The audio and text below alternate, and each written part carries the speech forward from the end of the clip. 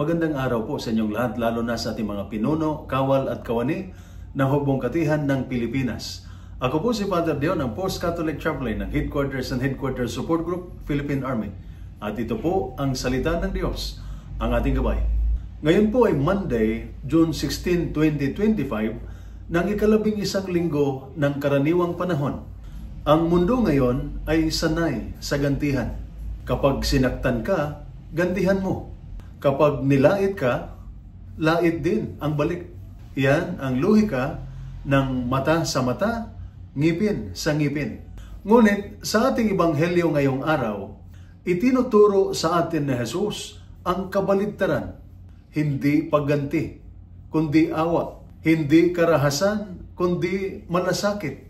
Hindi paghihiganti, kundi pangunawa. Napakahirap nito sa totoo lang.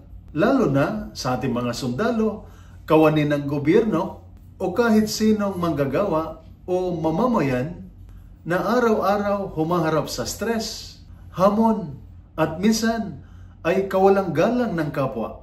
Kapag ikaw ay sinungitan, pinagsabihan ng hindi maganda o hindi iginalang ang iyong ginagawa, natural lang ang kagustuhang gumanti. Ngunit, ang sabi ni Jesus, huwag kang lumaban sa masamang tao. Kung sinampal ka sa isang pisngi, iharap mo pa ang kabila. Hindi ibig sabihin nito na hayaan mo na lang na apak-apakan ka ng iba. Ang ibig sabihin nito ay piliin mo ang awa kaysa galit. Piliin mo ang katahimikan kaysa gulo. Piliin mo ang kapayapaan kaysa kaguluhan. Halimbawa, sa halip na patulan ang isang kasamahang mainit ang ulo, manahimik ka at unawain mo, baka may mabigat siyang pinagdadaanan. Sa halip na mag-post ng paninira sa social media, ipagdasal mo ang taong iyon at hayaan ang Panginoon ang kumilos. Ang awa ay hindi kahinaan. Ang awa ay lakas. Ang uri ng lakas na may kontrol, na may puso at may tiwala sa Diyos. Ito ang klaseng lakas na nagpapalalim sa ating moral at espiritual na katatagan. At ito po ang salita ng Diyos, ang ating gabay. Manalangin tayo.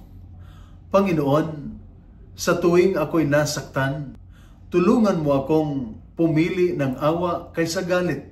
Palitan mo ang init ng aking damdamin ng katahimikan mula sa iyo.